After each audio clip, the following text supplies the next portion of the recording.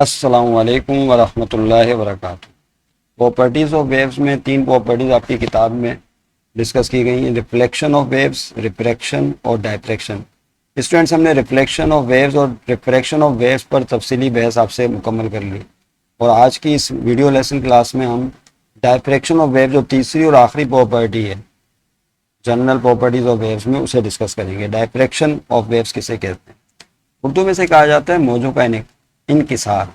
भाई खूबसूरत सा लफ्ज है, क्या? मौजों का इनकिसार कहते हैं। ये आज का टॉपिक है हमारा। कौन सा? फिर से मेंशन कर दूं, मौजों का इनकिसार कहते हैं इसे। बिछ जाना, फैल लाना।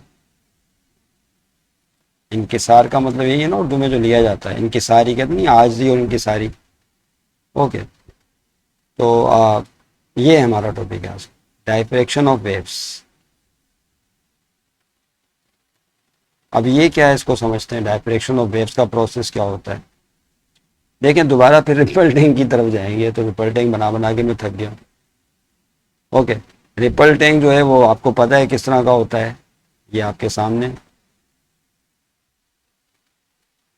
ओके, गिलास, ये ट्रे है, असल में शीशे की ट्रे है। एक ट्रे है जिसका बॉटम गिलास का बना हुआ होता है।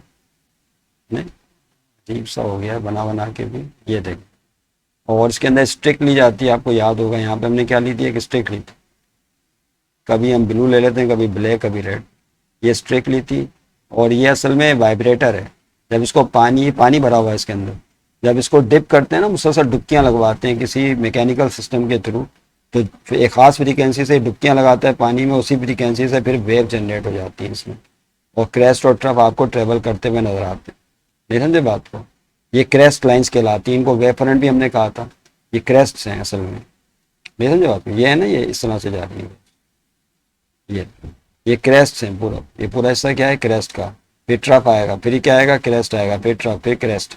इस तरह से क्रेस्ट ट्रफ चलते मूव करते चले जाएंगे इस डायरेक्शन में।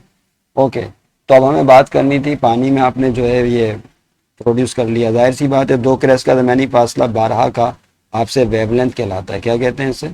वेवलेंथ कहते हैं। 1 सेकंड में जितने वेवलेंथ पास हो जाएं उसको फ्रीक्वेंसी कहते हैं। और v क्या कहलाता है? स्पीड कहलाता है। तीनों चीज़ें तो लाजमी मलजूम है, इसको याद रखिएगा। और इस डायरेक्शन में जो है वेव आपकी ट्रेवल कर रही है। अब डायफ्रैक्शन में करना क्या होता है, हमने पानी की सतह पे 2 ऑब्स्टिकल रखने हैं, 2 रुकावटें रखनी है इस तरह से कि उनके बीच में गैप आ जाए। क्या रखना है? जिस तरह पानी की सतह, घर पे भी आप तजर्बा कर सकते हैं। तसले में पानी ले लें या किसी ट्रे के अंदर, और पानी की सतह पे आप 2 पेंसिलें रख दें। पेंसिलें तो डूबती नहीं है ना पानी में। स्ट्रेट करके इस तरह से 2 पेंसिलें देखें किस तरह से, मैं बताता हूँ।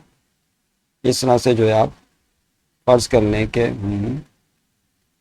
ये आपने जो है इस तरह से ये गैप देना है, बीच में गैप ज़रूरी है। ये ऑब्स्टिकल रख दिए, ये पेंसिलें 2 फर्ज कर लें, या 2 रुकावटें या एजेस हैं। इस तरह से बीच में गैप आना ज़रूरी है। बीच में आपको गैप नज़र आ रहा है ना ये। अब वो जो क्रेस्ट और ट्रफ आ रहे थे वो इस गैप से पास होंगे, जाहिर सी बात है। ये ऑब्जर्व किया गया कि जब वो इस गैप से पास होंगे तो किनारों की तरफ बेंड हो जाएंगे। क्या होगा? गैप से पास होने के बाद वो किनारों की तरफ बेंड हो जाएंगे। बस ये जो अमल है, वेव का किसी गैप से पास होना और क्रेस्ट और ट्रफ का किनारों की तरफ बेंड हो जाना, ऑब्स्टिकल के किनारों की तरफ बेंड हो जाना, this phenomena is called diffraction of waves. इसे क्या कहते हैं?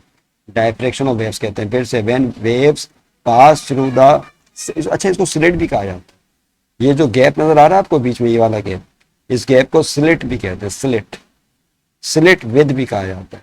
ये स्लिट शगाफ भी कहते हैं। उर्दू में इसको क्या कहते हैं? शगाफ, या गैप भी बोलते हैं।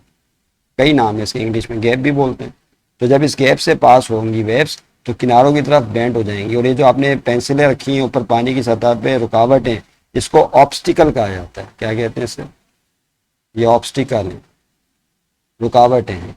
और 2 रुकावटों को इस तरह रखा है कि बीच में गैप क्रिएट हो गया, तो उसके नतीजे में क्या होगा? बेंडिंग का अमल होगा, और ये अमल जो है डायफ्रैक्शन कहलाता है। अब देखिए स्टूडेंट्स, को थोड़ा सा और डिस्क्राइब करते हैं। डायफ्रैक्शन जो है उसकी एक शर्त है, जब तक वो शर्त पूरी नहीं होगी तो डायफ्रैक्शन या बेंडिंग का अमल नहीं होगा। यानी आपने स्ट्रेट वेव्स तो जनरेट कर दी, यहाँ पे ये जा रही है स्ट्रेट वेव्स, फर्ज कर लें ये मैंने स्ट्रेट वेव अलग से शो करते हैं, ये स्ट्रेट वेव, दो क्रेस्ट का दरमियानी फासला क्या कहलाता है अभी बताया, दो क्रेस्ट का ये दरमियानी फासला, दिस इज कॉल्ड वेवलेंथ।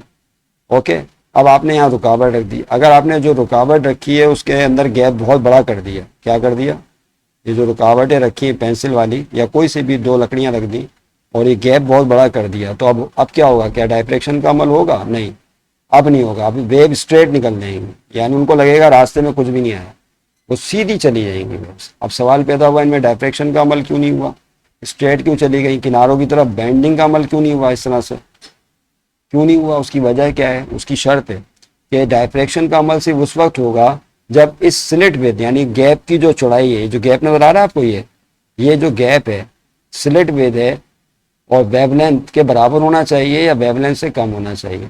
अगर मैं स्लिट विड्थ को डी से शो कर दूं, स्टूडेंट किससे शो कर दूं, डी से, तो जो गैप या स्लिट विड्थ है डी, या तो वो वेवलेंथ के बराबर हो या स्लिट की जो चौड़ाई है वो वेवलेंथ से छोटी होनी चाहिए, लेस देन वेवलेंथ हो, तो उस सूरत में डायफ्रैक्शन का अमल होगा।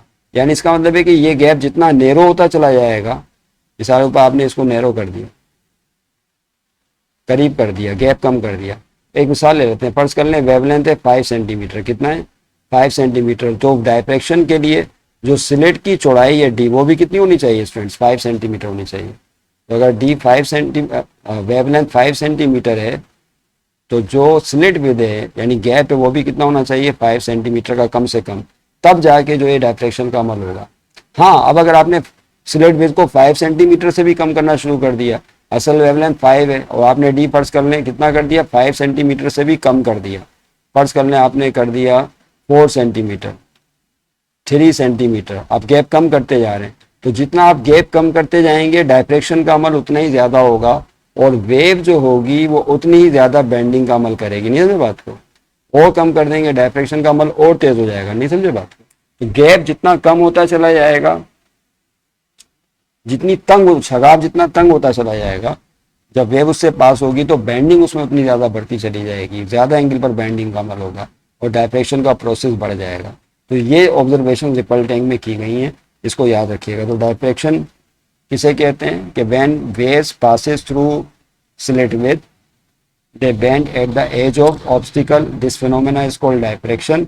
एंड और उसकी शर्त क्या है, डायफ्रैक्शन की जो कंडीशन है, शर्त है वो ये है कि slit with must be equal to the wavelength of wave और less than the wavelength of wave. कि स्लिट की जो चौड़ाई है या जो गैप की चौड़ाई है वो वेवलेंथ के बराबर होनी चाहिए या उससे छोटी होनी चाहिए। इसी सूरत में जो है वो डायफ्रैक्शन का अमल होगा। अगर आपने गैप बहुत ज़्यादा दे दिया तो उस सूरत में किसी किस्म का डायफ्रैक्शन का अमल नहीं होता।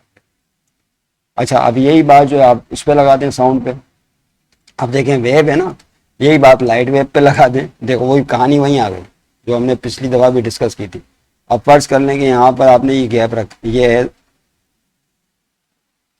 और यहाँ पर वेव्स आ रही हैं। अब ये लाइट वेव्स अगर होंगी, रोशनी की मौजें होंगी, फर्ज कर लें ये कौन सी वेव्स हैं स्टूडेंट्स, लाइट वेव्स, रोशनी की मौजें।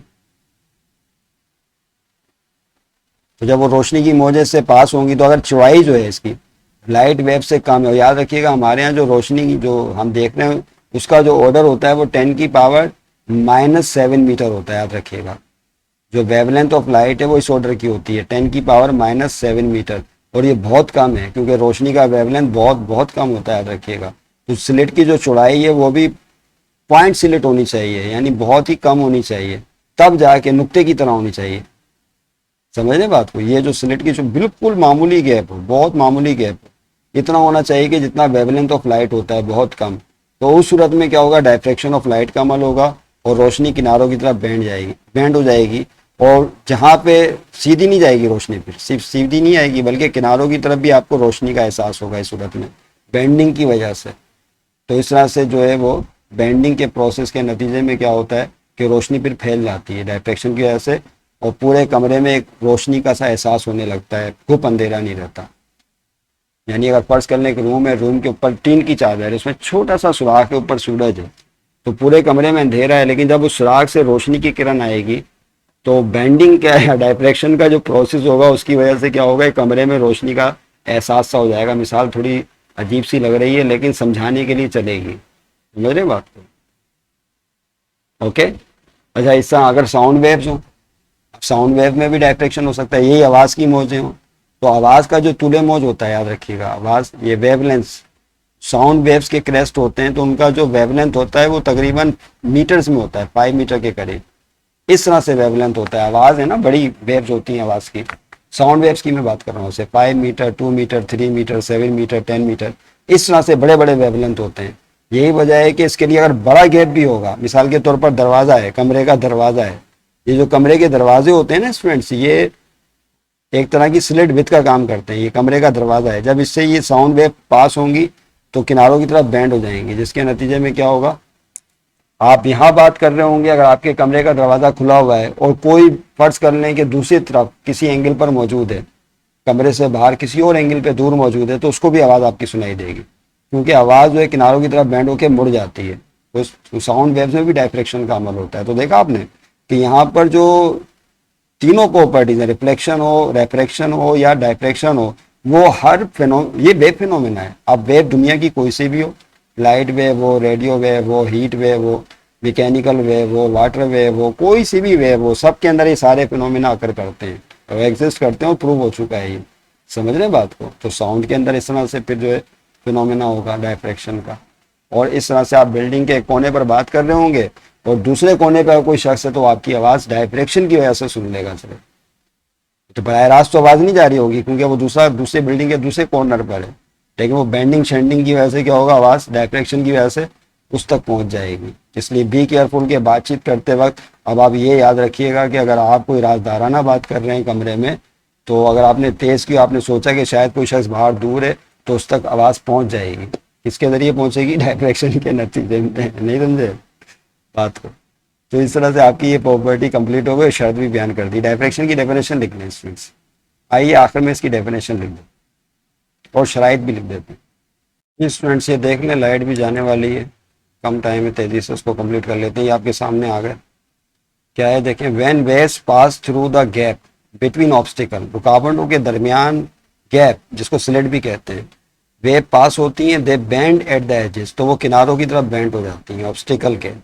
This phenomena is called diffraction of waves. इस अमल को, मजहर को डायफ्रैक्शन ऑफ वेव कहते हैं। और उसकी कंडीशंस आपको बता दी है। पहली एक ही कंडीशन है, समझ लें, उसको दो बना ले चाहे तो।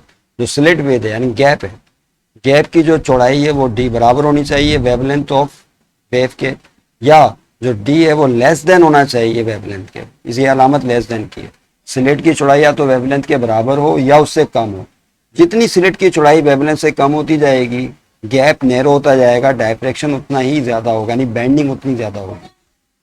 और दूसरी बात याद रखिएगा, अगर स्लिट की चौड़ाई डी फर्ज कर लें कि वेवलेंथ से ज्यादा है, गैप आपने बहुत बड़ा कर दिया, असल वेवलेंथ से ज्यादा है, तो उस सूरत में नो डायफ्रैक्शन टेक्स प्लेस, किसी किस्म का डायफ्रैक्शन का अमल नहीं होगा। फिर कोई no diffraction take place. Okay, मेरा ख्याल है आप समझ गए होंगे आज की इस बात को। इसके साथ ही general properties of wave complete हो जाती हैं और आपका एक हिस्सा इस चैप्टर का अल्हम्दुलिल्लाह मुकम्मल हो जाता है। फिर नेक्स्ट पार्ट करेंगे जिसमें हम वो spring mass system, simple pendulum और ये सारी चीज़ें उसमें फिर डिस्कस करेंगे। अल्लाह हाफ़िज़।